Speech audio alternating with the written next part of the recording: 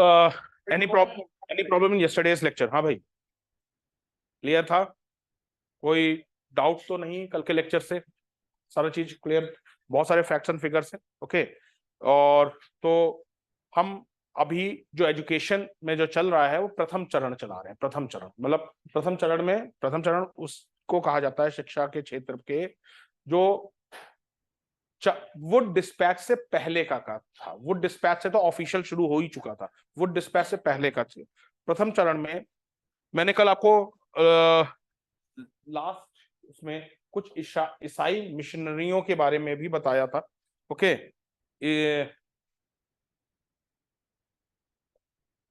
जो ईसाई मिशनरी जो स्कूल या शिक्षा में देते थे, ठीक है, इसी तरीके से ईसाई मिशनरियों के साथ साथ कुछ भारतीय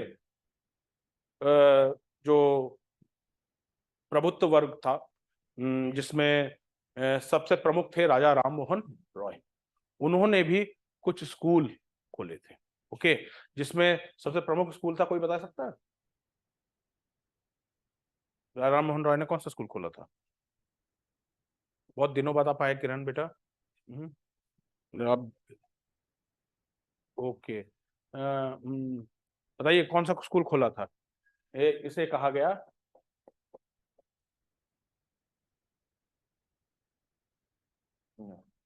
लिख लीजिए क्लास, प्रथम चरण में ही लिख लीजिए, भारतीय भारतीय बुद्धिजीवी वर्गों द्वारा शिक्षा क्षेत्र में प्रयास। भारतीय बुद्धिजीवी वर्गों द्वारा शिक्षा क्षेत्र में प्रयास, वर्गों द्वारा शिक्षा क्षेत्र में प्रयास।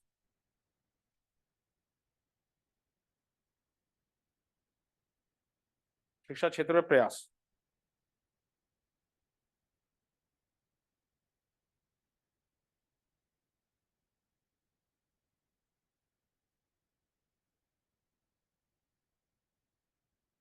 अठारहवीं शताब्दी में 18वीं शताब्दी में ईसाई मिशनरी 18वीं शताब्दी में ईसाई मिशनरी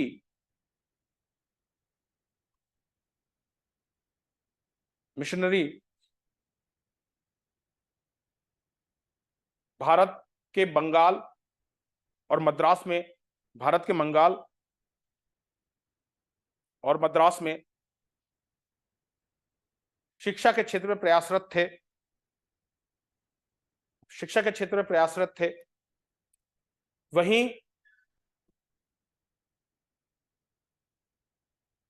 वहीं कुछ बंगाल के अभिजात्य वर्ग, कुछ बंगाल के अभिजात्य, अभिजात्य लिख लेंगे ना, अभिजात मतलब होता है इलीट, बंगाल के अभिजात्य वर्ग का भी शुरुआती शिक्षा के क्षेत्र में योगदान रहा। शुरुआती शिक्षा के क्षेत्र में योगदान रहा। भारतीय नवजागरण के अग्रदूत, भारतीय नवजागरण के अग्रदूत, नवजागरण के अग्रदूत राजा राम मोहन रॉय ने भी, भारतीय नवजागरण के अग्रदूत राजा राम मोहन रॉय ने भी अंग्रेजी शिक्षा का पक्ष लिया, अंग्रेजी शिक्षा का पक्ष लिया और और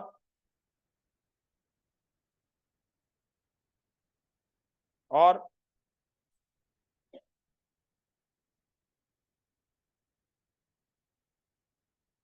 राधाकांत देव, राधाकांत देव, राधाकांत देव, वाह की जगह बा है, देव बंगाली में वाह नहीं होता, बा होता है।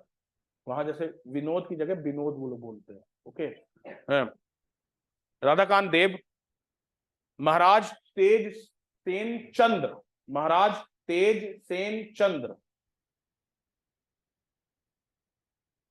चंद्र। जय नारायण घोषाल। जय नारायण घोषाल। जय Narayan Ghoshal.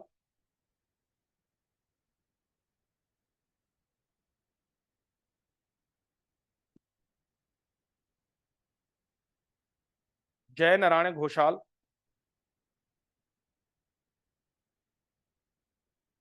David Hare. David Hare.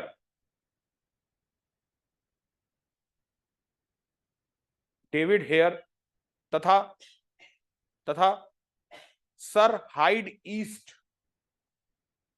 हाँ, सर हाइड ईस्ट ने मिलकर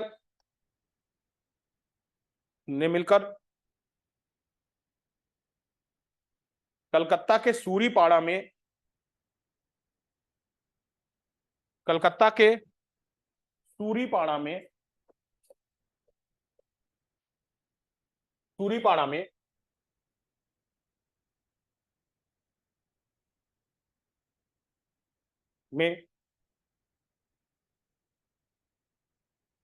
हिंदू कॉलेज की स्थापना की। हिंदू कॉलेज की स्थापना की,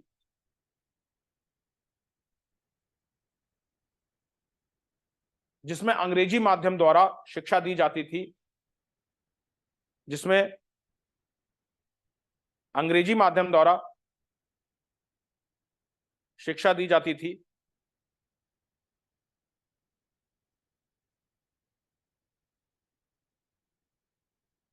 माध्यम द्वारा शिक्षा दी जाती थी और विज्ञान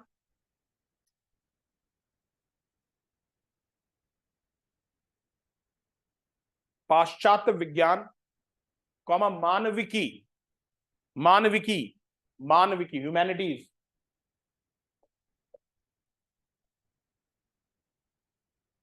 मानविकी की पढ़ाई की जाती थी। बाद में इस विद्यालय का प्रबंधन ईस्ट इंडिया कंपनी ने अपने हाथों में ले लिया।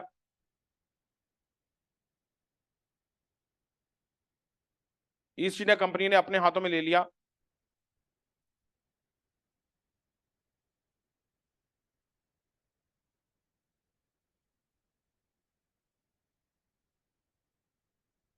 ईस्ट इंडिया कंपनी ने अपने हाथों में ले लिया और 1854 में इसे महाविद्यालय बना दिया गया।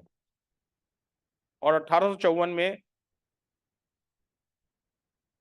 इसे महाविद्यालय बना दिया गया।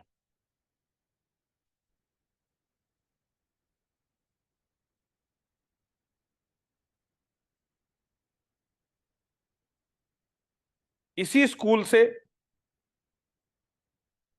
इसी स्कूल से स्कूल से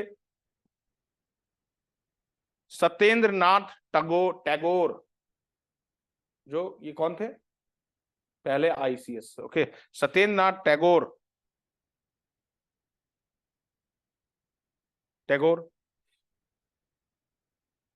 ने पाठन किया था। सत्येंद्रनाथ टैगोर ने पाठन किया था।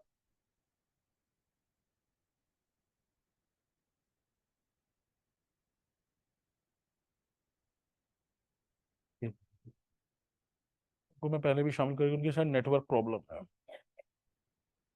सत्येंद्रनाथ टैगोर ने पाठन किया था। विराम।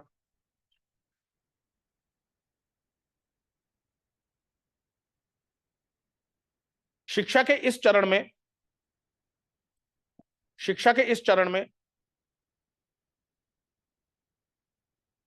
जो 1813 से 1853 के मध्य था, शिक्षा के इस चरण में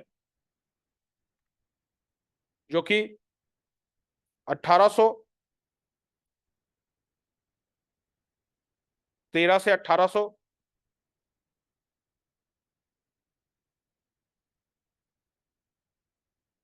1813 से 1853 के चरण में था।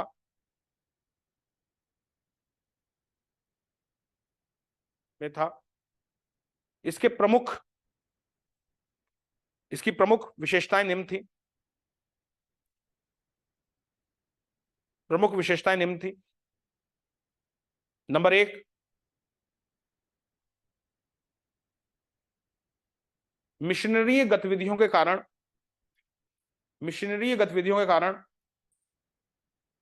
बंगाल, बॉम्बे और मद्रास में कई सारे नए स्कूल खोले गए। बंगाल,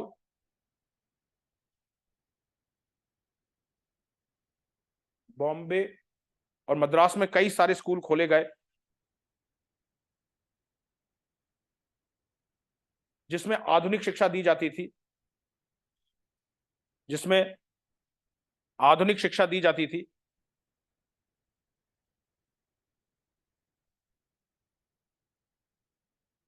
शिक्षा दी जाती थी। पॉइंट नंबर टू,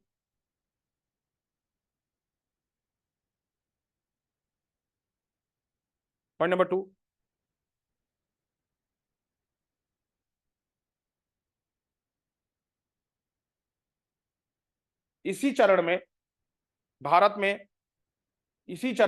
में आधुनिक वैज्ञानिक शिक्षा का भी पदार्पण हुआ।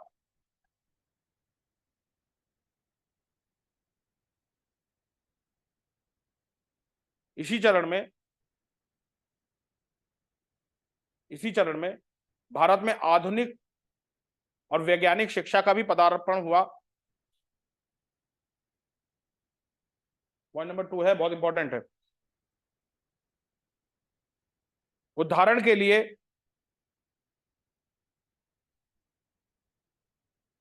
लिए वर्ष 1823 में, अब ये पॉइंट्स आपको किसी भी कंपटीशन की किताब में नहीं मिलेंगे, क्योंकि मैंने खुद ही इंटरनेट से 10 जगह से सर्च करके आपको नोट्स दे रहा हूं। मतलब इंग्लिश मीडियम को भी दिया, आपको ये किताबों में नहीं दे रखे।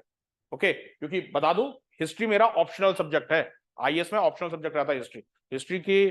कम से कम मेरे घर में मेरे पास करीब 110 से ज्यादा किताबें हैं, और जो मैं पॉइंट्स बता रहा हूं, ये किसी किताबों में नहीं दे रखा। ओके, 1823 में भारत में सर्वप्रथम मेडिकल कॉलेज खुला, पहला मेडिकल कॉलेज। अब आपसे क्वेश्चन यह है, भारत के पहला मेडिकल कॉलेज किस शहर में खुला था? A Calcutta, B Bombay, C Madras, D Goa, E Pondicherry. A B C D E, 5 दे दिए।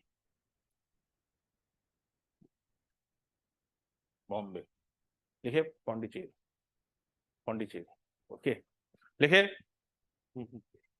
आप लोगों का तुक्का बहुत सही है? 1823 में भारत का पहला मेडिकल कॉलेज। अब इसका भाई देखो लोग, पौंडीचेरी में किसका रूल था? फ्रांसीसियों का। तो भैया इसका ओरिजिनल नाम फ्रांसीसी है, और फ्रांसीसी भाषा लिखी अलग जाती है, बोली अलग जाती है। ओके, जैसे अभी एक शब्द आपको पढ़ाऊंगा। फ्रेंच रेवोल्यूशन में, अब जब आपको वर्ल्ड हिस्ट्री पढ़ाई जाएगी, जो लोग आप लोग में से आईएएस के हैं वो वर्ल्ड हिस्ट्री पढ़ेंगे, क्योंकि उत्तराखंड पीसीएस में वर्ल्ड हिस्ट्री नहीं है। ओके, अब इसे टिपिकल इंग्लिश मीडियम से पढ़ेगा बोर्गुइज, बट फ्रेंच में बूर्जुआ बोला जाता है। बूर्जुआ। फ्रेंच लिखी अलग जाती है, और उसे पढ़ा बोला अलग तरीके से जाता है फ्रेंच। हाँ हाँ हाँ, वो अब लेफ्ट हैंड में एफ कहीं होता ही नहीं है, पर फिर भी लेफ्ट हैंड बोला जाता है।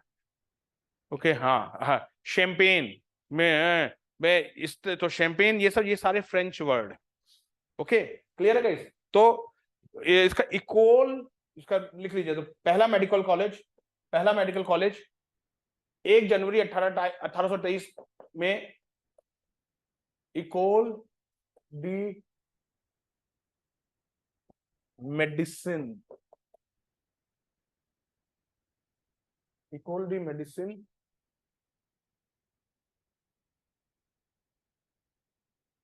डी पौंडीचेरी।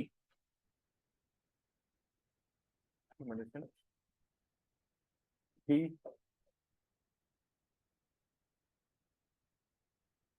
पौंडीचेरी की स्थापना हुई।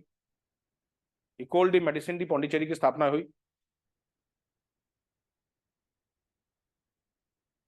जिसे 1956 में भारत सरकार ने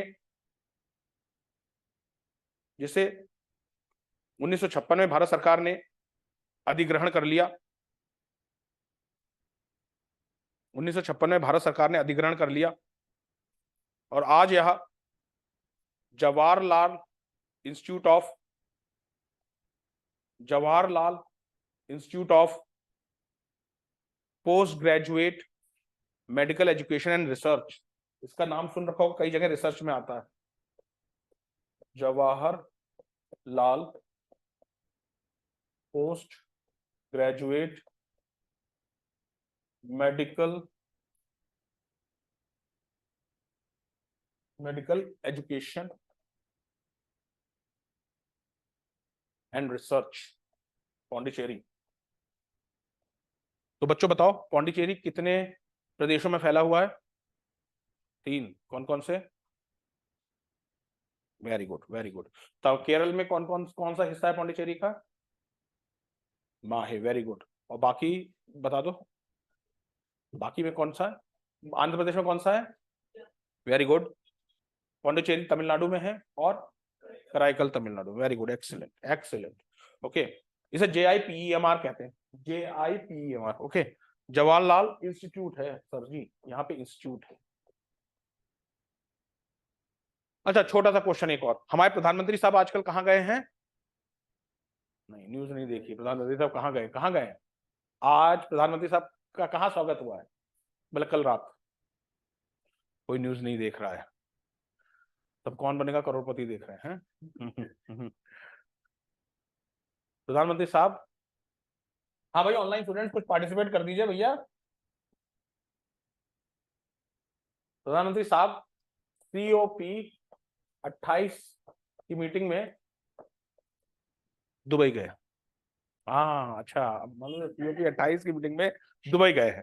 तो पहला क्वेश्चन है, अब ये सब चीजें, इसी क्वेश्चन कहां से आते हैं? GS यहीं से तो बनती है। पहली COP मीटिंग किस देश में और किस साल हुई थी? फर्स्ट COP मीटिंग किस देश में और किस साल हुई थी? COP का फुल फॉर्म जानते हैं? Conference of parties. और क्या भारत में अब तक COP मीटिंग हुई है? अगर हुई है तो कौन सी हुई है और कौन से साल हुई है, और उसमें भारत में सरकार कौन सी थी? समझ रहे हो ना? जिस दिन आप GS इस तरीके से पढ़ने लग गए, मैं आपको गारंटी देता हूं प्रीलिम्स, IAS का प्रीलिम्स, PCS तो छोटे मोटी चीज है, IAS का प्रीलिम्स निकलेगा। आप लोग इस तरीके से GS नहीं पढ़ रहे हो। आप लोग कहते हो कोई मेरे को पढ़ा दे तो मैं पढ़ लूंगा। सर ढूंढना पड़ा। अब देखो सिंपल बात है, मैं एक सीधी चीज बोलता हूं, मेरे को क्या मालूम आपको क्या क्या नहीं आता।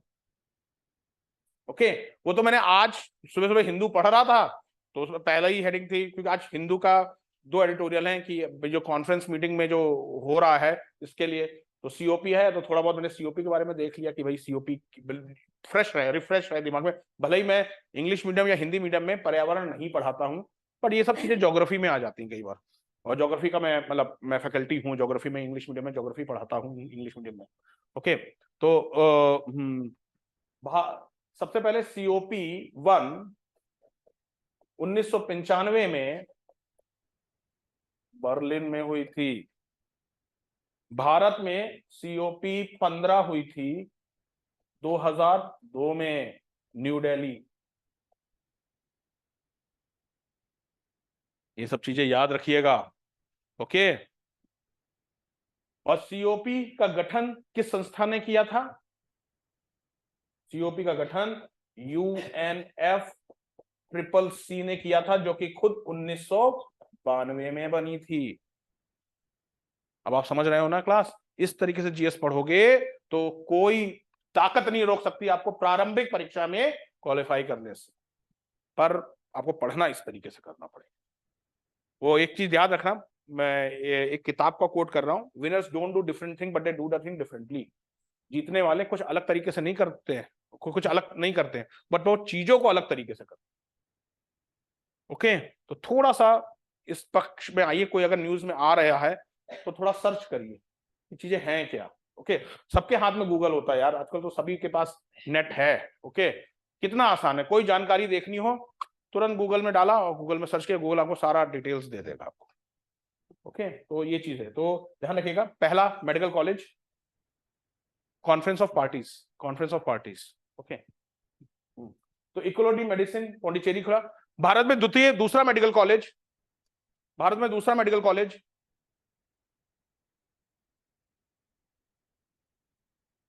Medical college Calcutta medical college था,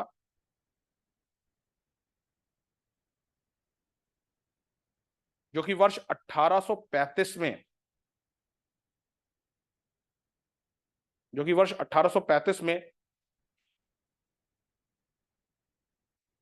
1835 में विलियम बेंटिक द्वारा, विलियम बेंटिक द्वारा स्थापित किया गया। और इकोल डी मेडिसिन डी पौंडीचेरी, आपको बता दूं, इकोल डी मेडिसिन डी पौंडीचेरी, वो जो पौंडीचेरी में JIPEMR है, वो एशिया का भी पहला मेडिकल कॉलेज था। ये चीज नोट कर लेना, एशिया का भी पहला मेडिकल कॉलेज था।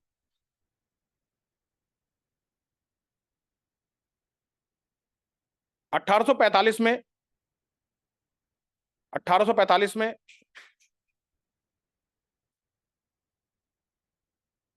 45 में मुंबई के गवर्नर, बॉम्बे के गवर्नर, तो मुंबई नहीं था, बॉम्बे के गवर्नर सर रॉबर्ट ग्रांट ने 1845 में बॉम्बे के गवर्नर सर रॉबर्ट ग्रांट ने भारत का तीसरा मेडिकल कॉलेज खोला।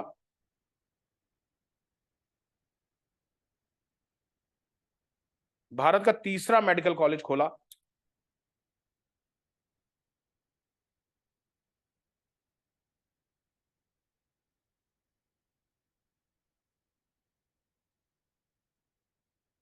तीसरा मेडिकल कॉलेज खोला,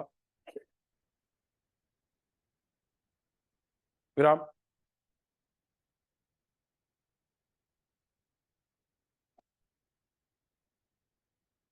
इसी तरीके से, इसी तरीके से, इसी पॉइंट में लिखेंगे, इसी तरीके से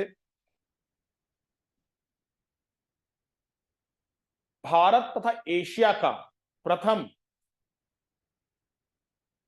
भारत का और एशिया का प्रथम इंजीनियरिंग कॉलेज, भारत तथा एशिया का प्रथम इंजीनियरिंग कॉलेज कहां खुला था? रुड़की में। ओके, भारत तथा एशिया का प्रथम engineering college Thomson college of civil engineering था। थॉमसन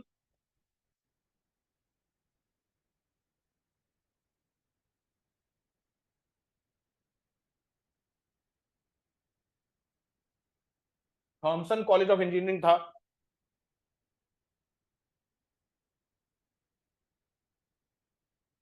विच वॉज, मतलब इस कॉलेज की स्थापना, इस कॉलेज की स्थापना प्रोबी कॉटले ने की थी। इस कॉलेज की स्थापना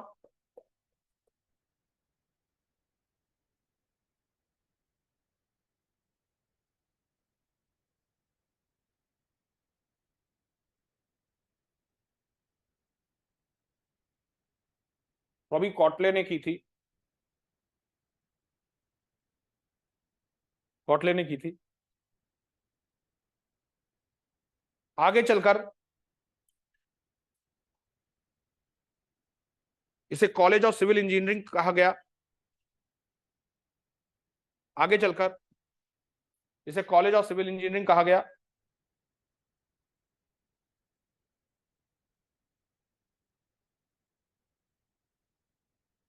उन्नीस से 2001 तक, 1947 से 2001 तक इसे यूनिवर्सिटी ऑफ रुड़की कहा गया। 2001 तक इसे यूनिवर्सिटी ऑफ रुड़की कहा गया, और 2002 से यह आईआईटी रुड़की के रूप में जाना जाता है, और 2001-2 से यह आईआईटी रुड़की के रूप में जाना जाता है।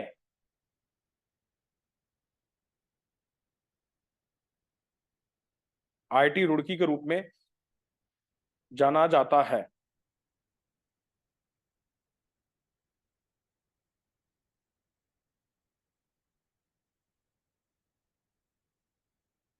नेक्स्ट पॉइंट,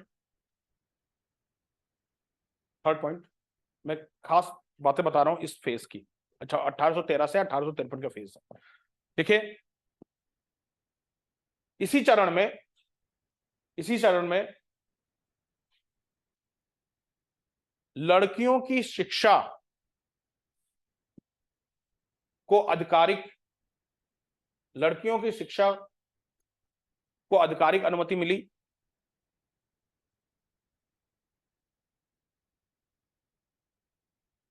और गवर्नर जनरल डलहौजी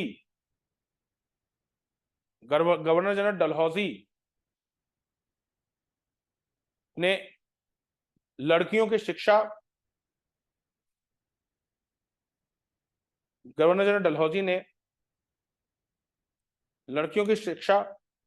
को बहुत प्रोत्साहित किया,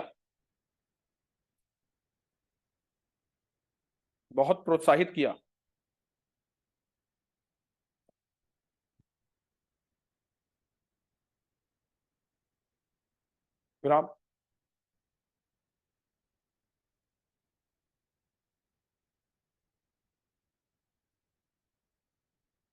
लिखिए नेक्स्ट लाइन। इसी चरण में तत्कालीन ब्रिटिश सरकार की नीति थी, तत्कालीन ब्रिटिश सरकार की नीति के अंतर्गत, इसी चरण में तत्कालीन ब्रिटिश सरकार की नीति के अंतर्गत कुछ ही इंग्लिश स्कूल और कॉलेज खोले गए, कुछ ही इंग्लिश स्कूल और कॉलेज खोले गए, कुछ ही इंग्लिश स्कूल और कॉलेज खोले गए।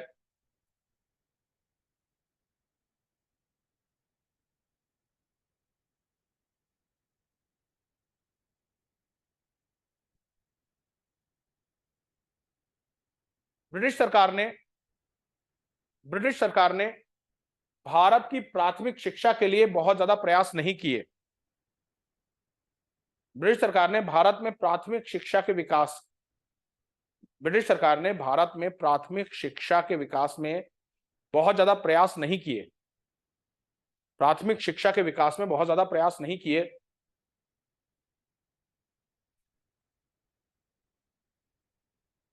इससे एक बड़ी जनसंख्या शिक्षा से वंचित रह गई।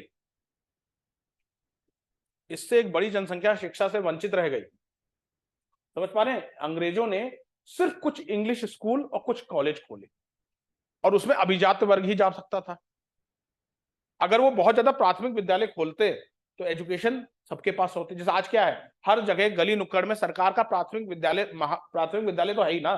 सरकार का भले ही छत हो या ना हो, झोपड़ी हो, पर सरकार का प्राथमिक विद्यालय हर जगह मौजूद है।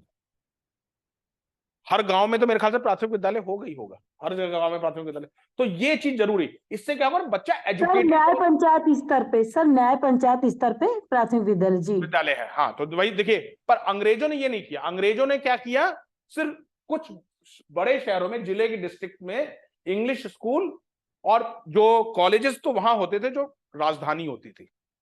जैसे यूपी की राजधानी आपके लखनऊ थी, तो लखनऊ में कॉलेज होता था। हर डिस्ट्रिक्ट में भी कॉलेज नहीं होता था। ये शुरुआत की बात कर रहा हूं, जब अंग्रेजों ने शुरुआत की किया। इसके लिए उन्होंने भारतीयों के ऊपर जिम्मेदारी डाली, और वो लेकर के आए। मैं आपको एक दिन बता चुका था, शिक्षा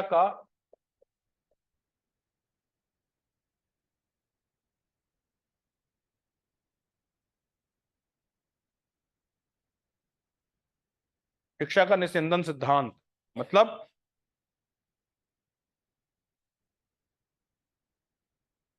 डाउनवर्ड फिल्टरेशन थ्योरी। उनका ये कहना था हमने कुछ को इंग्लिश पढ़ा दी है, कॉलेज में आप पढ़ चुके हैं, अब आपकी ड्यूटी है कि आप शिक्षा का प्रचार प्रसार करें। मतलब अगर आप घर में, आपका घर पढ़ा लिखा है, तो ये आपकी ड्यूटी है कि आप बाकी लोगों को शिक्षा के प्रचार प्रसार करें। मतलब हास्यास्पद है। ओके, सरकार की ड्यूटी नहीं है ये, हमारा ब्रिटिश सरकार ने हम पे ड्यूटी डाल दी। तो इसको कहते हैं शिक्षा का निस्यंदन सिद्धांत, downward filtration theory. Downward filtration एक बार बताया था ना मैंने आपको, गैस भी पूछी थी, कौन सी गैस होती है जिसमें किप्स वेसल यूज होता है?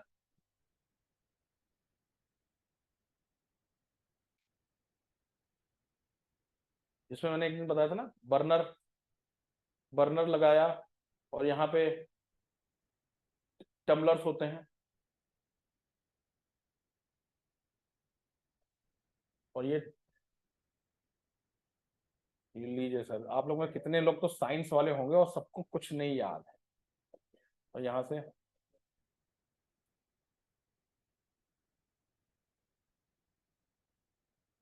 Hydrogen sulphide H2S, okay. तो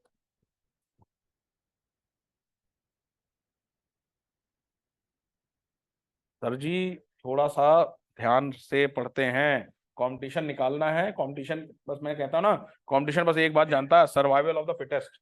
जिसकी तैयारी सबसे बढ़िया उसकी सिलेक्शन होते हैं। ओके, इंडिया क्या है, 10 मैच जीते, फाइनल हार गए। वर्ल्ड चैंपियन कौन? ऑस्ट्रेलिया। बस यही कंपटीशन है, same competition, survival of the fittest. जो जीता वो सिलेक्ट। बस आपने कितने जेन्युइन एफर्ट किए, आयुष ने टेस्ट सीरीज सॉल्व की नहीं की, अब ये डिपेंड करेगा आयुष आईएएस का प्रीलिम्स कैसे निकला। ठीक है, टेस्ट सीरीज आपके लिए भी है, आपका क्यों नहीं आप अवेल कर रहे हो टेस्ट सीरीज? नहीं तो आप तो यूपीएससी के लिए हो, तो क्यों नहीं टेस्ट सीरीज अवेल कर रहे हो आप? तो आप शुरू कर दो टेस्ट सीरीज इस हफ्ते। अभी संडे को ज्योग्राफी का टेस्ट है, ज्योग्राफी यूपीएससी का टेस्ट सीरीज है। आपके लिए तो अभी मैं कह नहीं सकता क्योंकि अभी आपकी तैयारी उतनी है नहीं। ओके, तो टेस्ट सीरीज आपके लिए, जो लोग यूपीएससी के लिए हैं, go for the test series. Okay, ये तो एक टेस्ट सीरीज तो संस्थान आपको अपनी तरफ से दे रहा है ना, उसको अभी आप अगर आप अवेल नहीं करोगे तो फिर कैसे चलेगा? ओके, लिखिए, अपनी इस कमी को दूर करने के लिए, अपनी इस कमी को दूर करने के लिए ब्रिटिश सरकार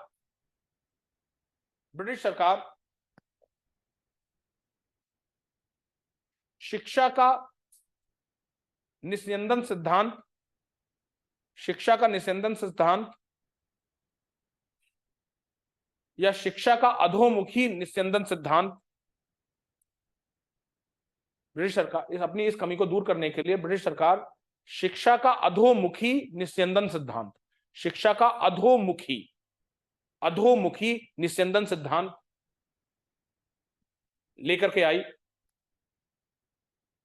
अब क्वेश्चन आएगा, किस गवर्नर जनरल ने शिक्षा का अधोमुखी निस्यंदन सिद्धांत का प्रतिपादन किया? किसने प्रपाउंड किया, किसने सबसे पहले कहा? लिख लीजिए, शिक्षा के अधोमुखी निस्यंदन सिद्धांत का प्रतिपादन, शिक्षा के अधोमुखी निस्यंदन सिद्धांत का प्रतिपादन सर्वप्रथम गवर्नर जनरल ऑकलैंड द्वारा किया गया था। गवर्नर जनरल ऑकलैंड द्वारा किया गया था।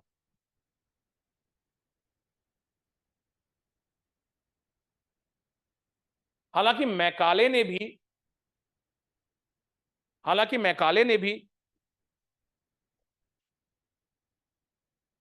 इस सिद्धांत पर कार्य किया था।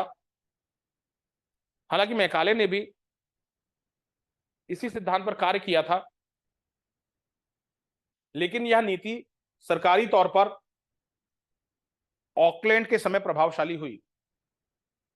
लेकिन यह नीति सरकारी तौर पर ऑकलैंड के समय प्रभावशाली हुई।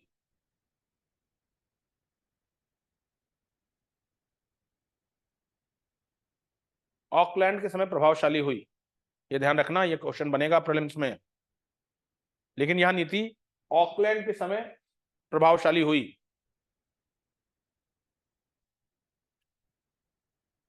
इस सिद्धांत का प्रतिपादन इस उद्देश्य किया गया, इस सिद्धांत का प्रतिपादन इस उद्देश्य किया गया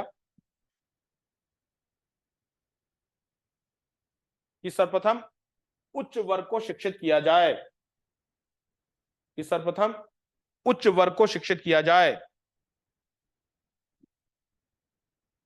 कि सर्वप्रथम उच्च वर्ग को शिक्षित किया जाए,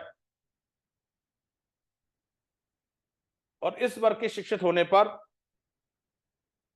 और इस वर्ग के शिक्षित होने पर छन छन कर शिक्षा का प्रभाव, और इस वर्ग के शिक्षित होने पर छन छन कर शिक्षा का प्रभाव, छन छन कर शिक्षा का प्रभाव जनसाधारण तक पहुंचेगा, शिक्षा का प्रभाव जनसाधारण तक पहुंचेगा, छन छन कर शिक्षा का प्रभाव जनसाधारण तक पहुंचेगा। ध्यान रखना, अगर उत्तराखंड पीसीएस में 2 मार्कर 5 मार्कर में शिक्षा का अधोमुखी निस्यंदन सिद्धांत आए तो आप क्या लिखोगे? पहले बात, किसने प्रतिपादन किया, ओके, और इसका मतलब क्या होता है। मैक्सिमम उत्तराखंड पीसीएस 2 मार्कर या 5 मार्कर में पूछेगा, मेंस का मतलब बड़ा क्वेश्चन नहीं डालेगा, मतलब इसमें 125 वर्ड नहीं बनता, या 125 वर्ड तब मिलेगा जब ये पूछेगा कि ब्रिटिश काल के शुरुआती काल में शिक्षा के बारे में, शिक्षा के प्रयास के बारे में, ब्रिटिशर्स के बारे में लेख लिखिए, तब आप लिखोगे शिक्षा का अधोमुखी निस्यंदन सिद्धांत, तब आप लिखोगे। अगर आपने नहीं लिखा तो आप एक बहुत महत्वपूर्ण पॉइंट मिस कर दोगे। ये मतलब अगर कभी ब्रिटिश काल की शिक्षा के ऊपर टिप्पणी करने को आए तो इस पॉइंट को जरूर एग्जामिनर देखे, सर्च करेगा, ये डाउनवर्ड फिल्ट्रेशन थ्योरी लिखी नहीं लिखी, क्योंकि इससे क्या हुआ, जो शिक्षा मासेस को मिलनी चाहिए, मासेस समझते हो ना, जो जनसाधारण को मिलनी चाहिए, वो किस तक वंचित रह गई? सिर्फ उच्च वर्ग तक वंचित रह गई। इसीलिए तो आजादी के बाद फिर स्कूल कॉलेजेस खुले। ऑपरेशन ब्लैक बोर्ड किस प्रधानमंत्री ने शुरू किया था? चलिए कोई बात नहीं, अभी फिलहाल इस पे रखते हैं, लिखे क्लास नेक्स्ट। तो अब ये यहां पे प्रथम चरण खत्म होता है, 1853 तक प्रथम चरण शुरू खत्म होता है, अब आता है द्वितीय चरण। ओके, लिख लीजिए क्लास, शिक्षा का द्वितीय चरण, शिक्षा का द्वितीय चरण 1854 से 1900 तक, 1854 से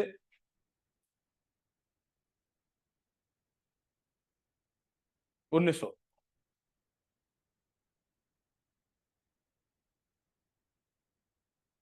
चौवन से 1900 तक लिखिए।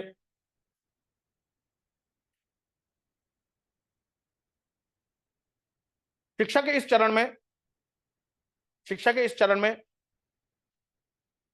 अंग्रेजी सरकार द्वारा, अंग्रेजी सरकार द्वारा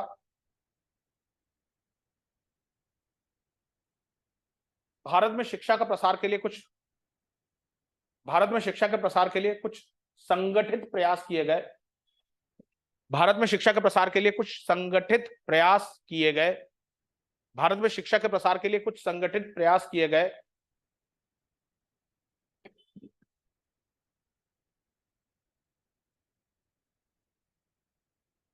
ईस्ट इंडिया कंपनी द्वारा, ईस्ट इंडिया कंपनी द्वारा सर्वप्रथम प्रयास, ईस्ट इंडिया कंपनी द्वारा सर्वप्रथम प्रयास 1854 का चार्ल्स वुड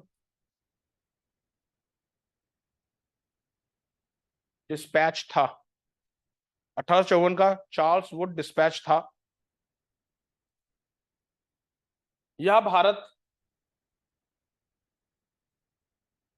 यह भारत में शिक्षा की दिशा में पहली कमेटी थी, यह भारत में शिक्षा की दिशा में पहली कमेटी थी।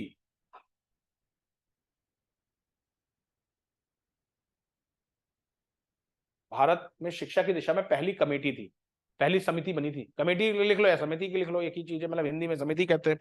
Okay, just minute guys. East India company ने 19 जुलाई 1854 को, ईस्ट इंडिया कंपनी ने 19 जुलाई 1854 को अपनी शिक्षा नीति घोषित की, अपनी शिक्षा नीति घोषित की, और भारत में शिक्षा के प्रचार प्रसार के लिए, और भारत में शिक्षा के प्रचार प्रसार के लिए एक वृहद योजना तैयार करने के लिए एक वृहद योजना तैयार की, एक वृहद योजना तैयार की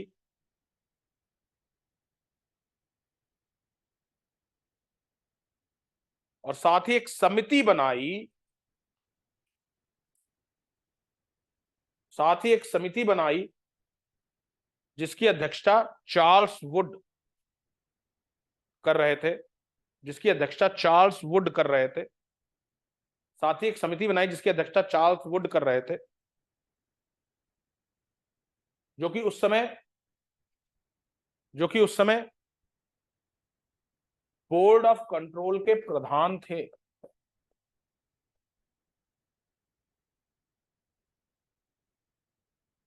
बोर्ड ऑफ कंट्रोल के प्रधान थे।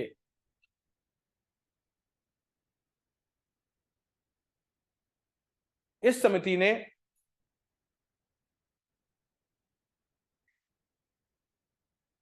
कई सुझाव दिए जिसे वुड डिस्पैच की संज्ञा दी गई। इस समिति ने कई सुझाव दिए जिसे वुड डिस्पैच की संज्ञा दी गई।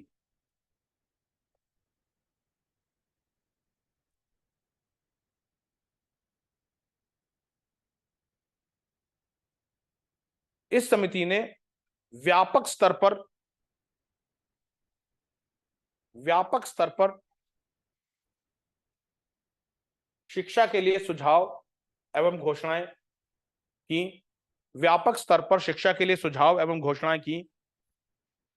व्यापक स्तर पर शिक्षा के लिए सुझाव एवं घोषणाएं की, जिसमें 100 अनुच्छेद थे, जिसमें 100 अनुच्छेद थे।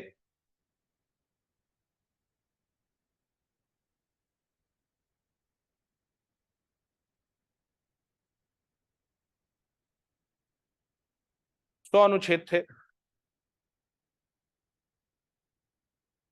इसी कारण इसे प्रायः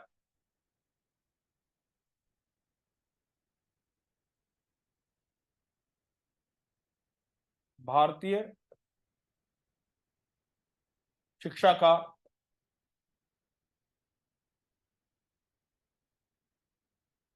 मैग्ना कार्टा भी कहा जाता है। भारतीय शिक्षा का मैग्ना कार्टा भी कहा जाता है। अब यही सब एग्जाम में क्वेश्चन बनता है।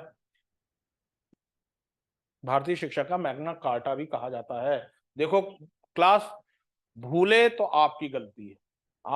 मैं यहां पूरा डिटेल से पढ़ा रहा हूं। ओके, अब जिम्मेदारी आपकी। मैं कई बार कहता हूं, नॉलेज मेरी है जब तक वो मेरे पास है। अभी अर्थव्यवस्था में अभी आपको पढ़ाई नहीं है, तो अर्थव्यवस्था में जो चीज है वो मैं, मतलब आपके क्लास के अगर कंपेयर करो तो मैं जानता हूं, बट एक बार अर्थव्यवस्था में मैंने आपको बता दी, नॉलेज बिलोंग्स टू यू।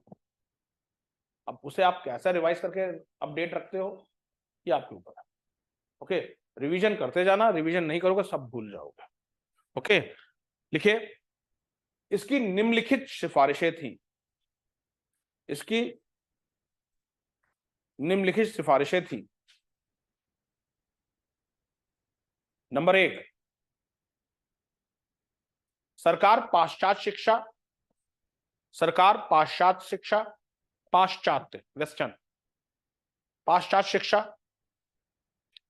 कला, दर्शन, विज्ञान, पाश्चात्य शिक्षा, कला, दर्शन, विज्ञान और साहित्य का प्रसार करे।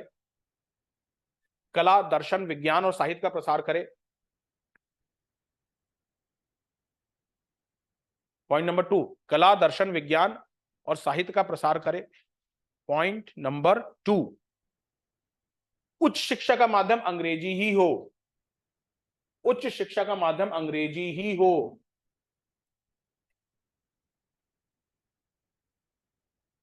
लेकिन देशी भाषाओं को भी प्रोत्साहित किया जाए। लेकिन देशी भाषाओं को ही प्रोत्साहित किया जाए। अभी हाल में गुजरात ने अपने राज्य मछली, किस मछली को राज्य मछली का दर्जा दिया है? हाँ जी सीमा जी, प्रीलिम्स निकालना है, करंट अफेयर्स। सर पढ़े थे लेकिन नाम नहीं याद आ रहा, ये तो मैंने देखा पेपर में लेकिन नाम नहीं याद आ रहा सर। महाशीर, महाशीर, ओके। उच्च शिक्षा का माध्यम अंग्रेजी हो लेकिन देशी भाषाओं को भी प्रोत्साहित किया जाए। पॉइंट नंबर 3, पॉइंट नंबर 3, देशी भाषाएं प्राथमिक, देशी भाषाई, देशी भाषाई ई है, देशी भाषाई प्राथमिक पाठशालाएं स्थापित की जाए, देशी भाषाई प्राथमिक पाठशालाएं स्थापित की जाए, देशी भाषाई प्राथमिक पाठशालाएं स्थापित की जाएं और उनके ऊपर, और उनके ऊपर जिला स्तर पर, उनके ऊपर जिला स्तर पर Anglo, Anglo vernacular, Anglo vernacular high school, Anglo vernacular high school और संबंधित कॉलेज खोले जाए, और संबंधित कॉलेज खोले जाएं। पॉइंट नंबर 4, अध्यापकों के प्रशिक्षण हेतु अध्यापक प्रशिक्षण संस्थाओं की स्थापना की जाए, अध्यापकों के प्रशिक्षण हेतु अध्यापकों की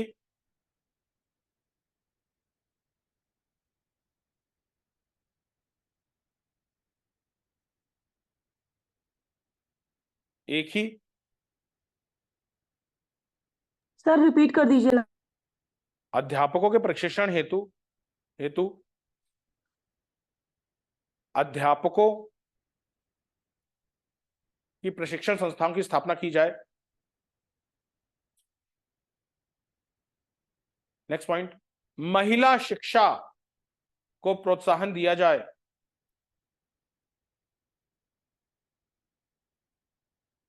महिला शिक्षा को प्रोत्साहन दिया जाए।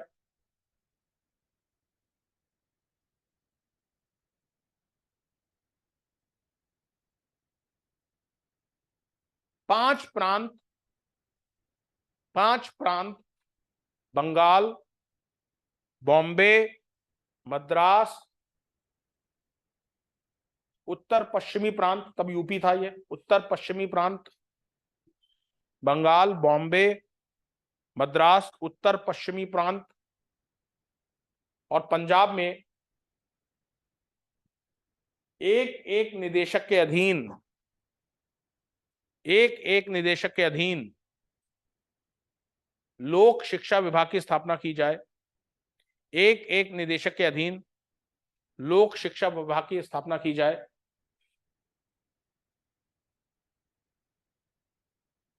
लोक शिक्षा विभाग की स्थापना की जाए जो शिक्षण कार्य के विकास की,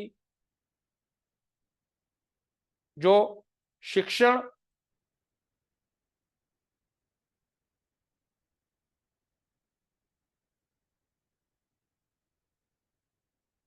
जो शिक्षण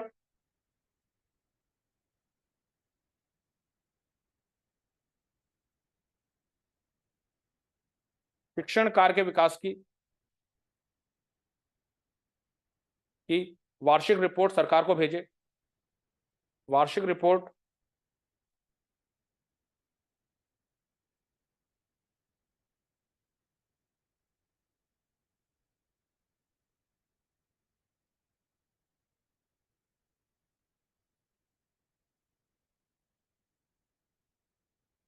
सरकार को भेजे। नेक्स्ट पॉइंट, लंदन विश्वविद्यालय की तरह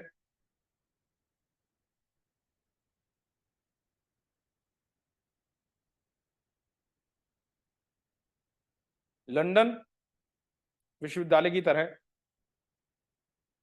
कलकत्ता, बॉम्बे और मद्रास में 3 विश्वविद्यालय स्थापित किए जाएं,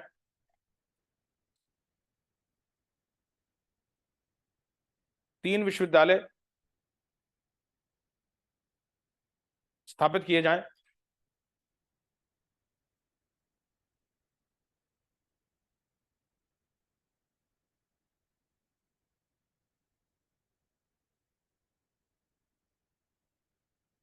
स्थापित किए जाए।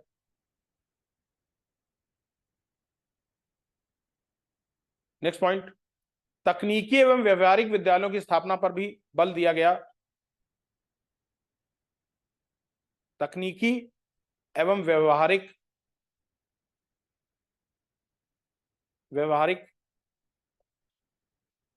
विद्यालयों की स्थापना पर भी बल दिया गया।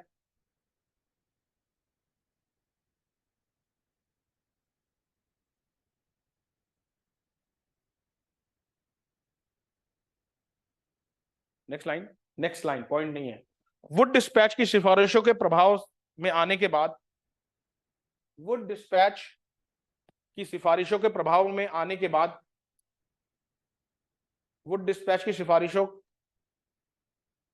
के प्रभाव में आने के बाद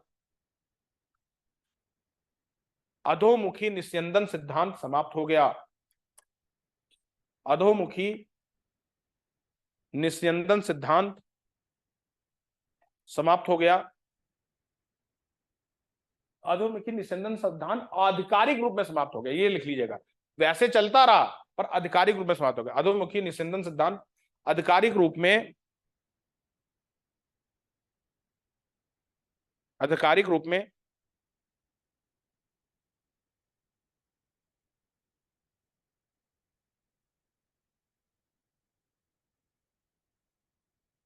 समाप्त हो गया।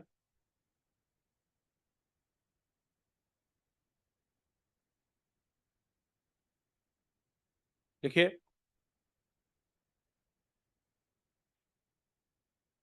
1855 में लोक शिक्षा विभाग स्थापित कर दिया गया।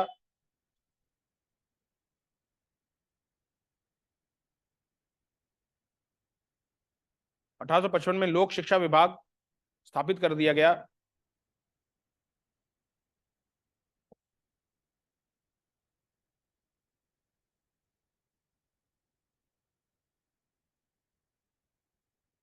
स्थापित कर दिया गया। लिखिए 24 जनवरी 1857 को 24 जनवरी 1857 को कलकत्ता विश्वविद्यालय की स्थापना हुई। 24 जनवरी 1857 को कलकत्ता विश्वविद्यालय की स्थापना हुई। 18 जुलाई 1857 को बॉम्बे विश्वविद्यालय की स्थापना हुई। 18 जुलाई 1857 को बॉम्बे विश्वविद्यालय की स्थापना हुई। 5 सितंबर 1857 को मद्रास विश्वविद्यालय की स्थापना हुई।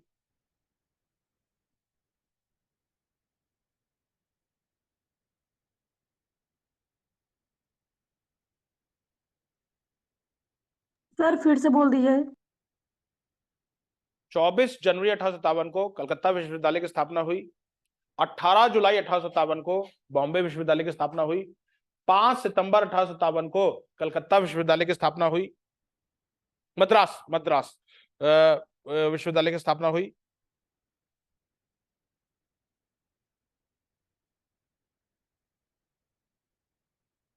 तेईस सितंबर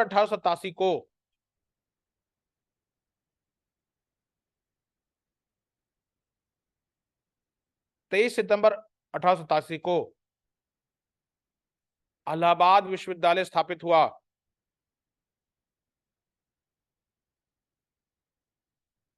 इलाहाबाद विश्वविद्यालय स्थापित हुआ।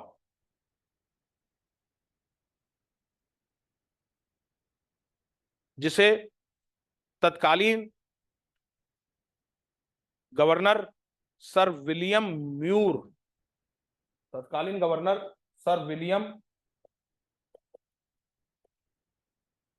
म्यूर, इसीलिए देखो मैं आपको बताता हूं, ये देखो मैं जो कल जो बोल रहा था ना, आप लोग में से जो लोग यूपी की तैयारी करोगे, यूपी की अलग कोई हिस्ट्री है ही नहीं।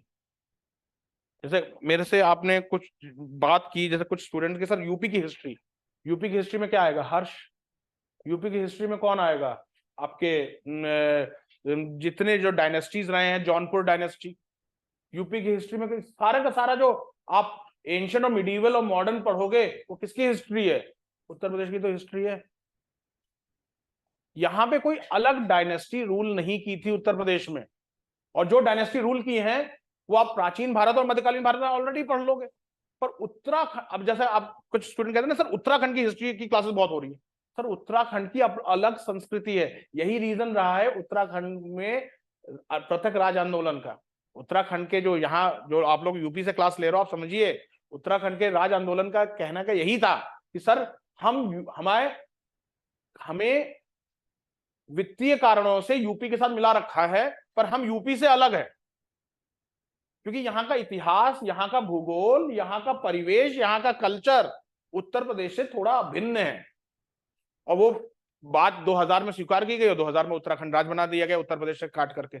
ओके, तो यहाँ की हिस्ट्री बिल्कुल अलग है। यहाँ पे नागाज और आपके जो चंदवंश और कत्यूरी डायनेस्टी, ये आप उत्तर प्रदेश में सुनोगे भी नहीं। ओके, तो इसलिए आपको बता रहा हूं, जैसे ये इलाहाबाद यूनिवर्सिटी का है, ये क्या, हाँ, विलियम म्यूर ने स्थापना की। विलियम म्यूर ने स्थापना की।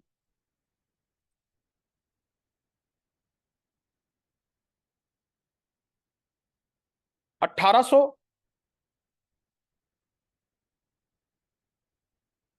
सौ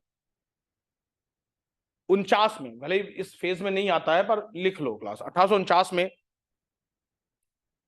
जेईडी बेथ्यून ने, ये भी इंपॉर्टेंट है, ये आईएएस 2021 का प्री का क्वेश्चन है। जेईडी बेथ्यून ने, जेईडी बेथ्यून ने बेथ्यून स्कूल, बेथ्यून स्कूल की स्थापना की। जेईटी बेथ्यून ने बेथ्यून स्कूल की स्थापना की, जो कालांतर में बेथून कॉलेज बना, जो कालांतर में बेथून कॉलेज बना।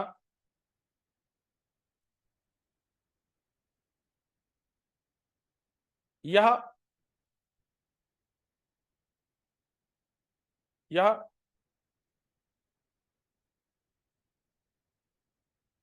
यह अपनी यह अपनी महिला शिक्षा के लिए जाना जाता था। यह अपनी महिला शिक्षा के लिए जाना जाता था। इसे बेथून फीमेल स्कूल भी कहा जाता था। बेथून फीमेल स्कूल भी कहा जाता था। और ईश्वर चंद्र विद्यासागर इस स्कूल के पहले सेक्रेटरी थे, सचिव थे। ये आईएएस 2021 में क्वेश्चन बना है। और ईश्वर चंद्र विद्यासागर इस स्कूल के पहले सचिव थे।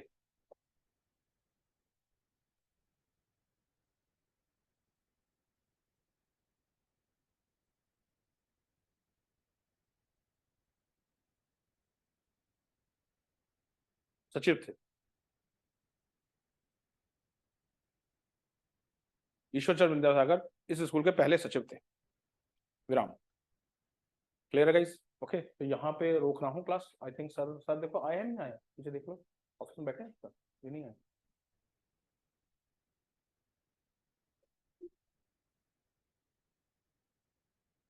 नहीं है? चलो लिखो क्लास, लिख लो, अभी जब नहीं आए तो फिर देख लेंगे। ओके,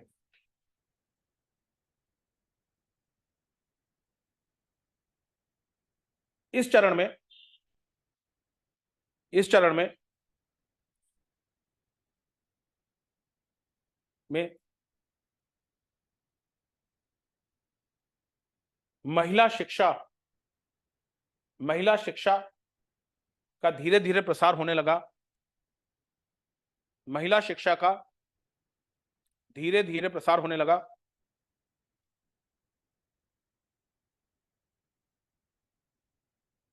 धीरे धीरे प्रसार होने लगा। भारत की पहली महिला ग्रेजुएट,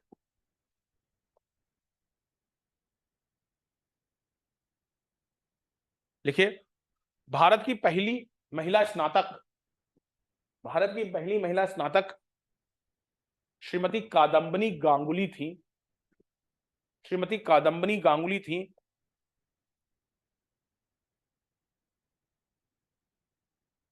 जिन्होंने अपनी शुरुआती शिक्षा बैथून कॉलेज से ही ली। सर एक बार कादम्बनी रिपीट कर दीजिए। भारत की पहली महिला शिक्षा स्नातक कादम्बनी गांगुली थी। सर आ गया, अब आया। कादम्बनी गांगुली थी जिन्होंने अपनी शुरुआती शिक्षा बैथून कॉलेज से ही ली। बाद में यह भारत की पहली महिला डॉक्टर बनी। मैं पढ़ाया था, मैंने यह आपको पता था। Okay okay okay.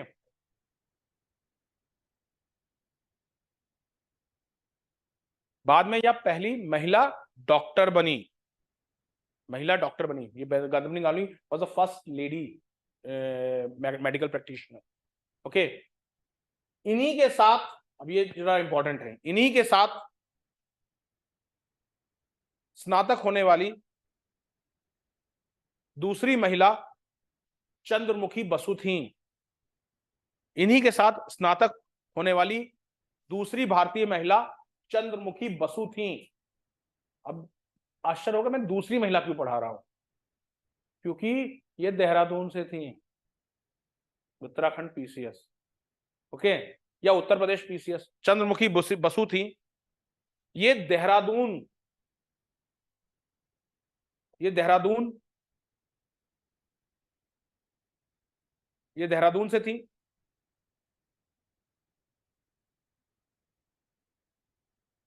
और आगे चलकर ये कलकत्ता विश्वविद्यालय से स्नातक हुई। आगे चलकर यह कलकत्ता विश्वविद्यालय से स्नातक हुई। ध्यान रखें, चंद्रमुखी बसु देहरादून से थी। ये कादम्बनी गांगुली के साथ ही स्नातक थी, पर कादम्बनी गांगुली ज्यादा फेमस है, ओके, तो इसलिए उनको पहली महिला ग्रेजुएट और पहली महिला डॉक्टर, बल्कि दोनों एक साथ ही ग्रेजुएट हुई। तो कायदे से दोनों को मिलना चाहिए, but it's Kadambini Ganguly. Okay okay, clear guys? तो यहाँ पे रोक रहा हूँ, क्लास सर आ चुके हैं, ठीक है। रिवाइज करते जाना। आपने देखा होगा बहुत सारे फैक्ट्स हैं। कौन सी यूनिवर्सिटी कब स्टैब्लिश हुई, खासतौर से इलाहाबाद यूनिवर्सिटी। इलाहाबाद यूनिवर्सिटी कई बार पूछा था किसने स्टैब्लिश की इलाहाबाद यूनिवर्सिटी, ओके, विलियम मोइर। पहला मेडिकल कॉलेज, पहला इंजीनियरिंग कॉलेज, ये सारा चीज आपको मालूम होना चाहिए, ओके। तो रिवीजन करेंगे तो याद रहेगा क्लास, ठीक है, ओके। और जो मैंने एक्स्ट्रा पीजी बताई है, COP 28 दुबई में हुआ है। इससे पहले COP 27 शर्मल शेख में हुआ था। शर्मल शेख किस शहर, किस देश में है शर्मल शेख? मिस्र, हाँ, वेरी गुड, इजिप्ट में है, वेरी गुड, एक्सलेंट। शर्मल शेख में हुआ था। भारत में COP 15 हुआ था 2002 में, very good, okay. COP 1 Berlin में हुआ था 1995 में, क्लियर। ये COP किसके तहत आते हैं? UNFCCC, फुल फॉर्म देख लेना, ओके। ये सब चीज आपको विकिपीडिया में मिल जाएगी, ठीक है। रिवीजन करते रहिए, एग्जाम अच्छा जाएगा, ओके। तो कल मिलते हैं, कल इसके आगे द्वितीय चरण खत्म करके तृतीय चरण पे आते हैं। क्लास 4 चरण है, ओके। द्वितीय चरण खत्म कर तृतीय चरण पे आते हैं, okay. Thank you, thanks lot, thank you.